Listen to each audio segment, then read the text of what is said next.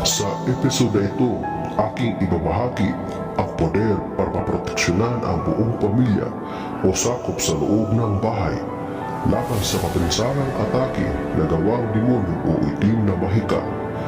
Isa ito sa malakas na poder na di madaling masupil ni naman. Pero bago ang lahat ng yan, kung bago ka pa lang sa channel na ito at gusto nyo ang mga ganitong usapin, ay inaanyayahan ko kayong pindutin ang subscribe button at ang bell icon nang sa ganon ay lagi kayong ma-update sa tuwing may bago tayong upload.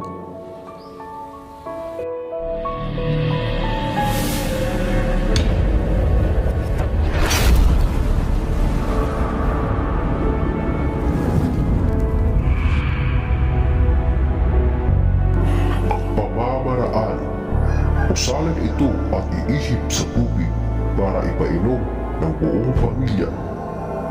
Sa pasimula ng paggawa nito ay sa unang Biyernes o First Friday na sunod-sunod sa loob ng 49 days na walang patlang o putol.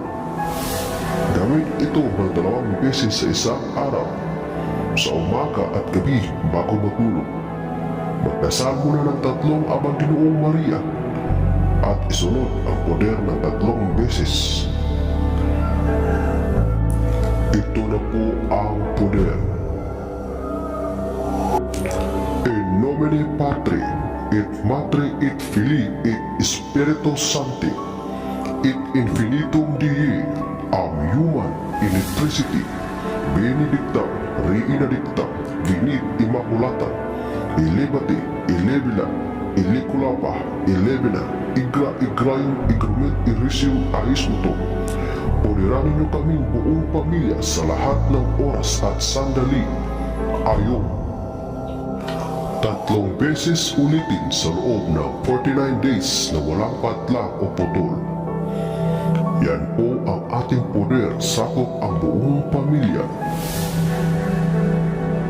Hanggang dito na lamang ang ating kaalaman para sa araw na ito. Muli, maraming salamat sa inyong walang sawang panonood. God bless us all.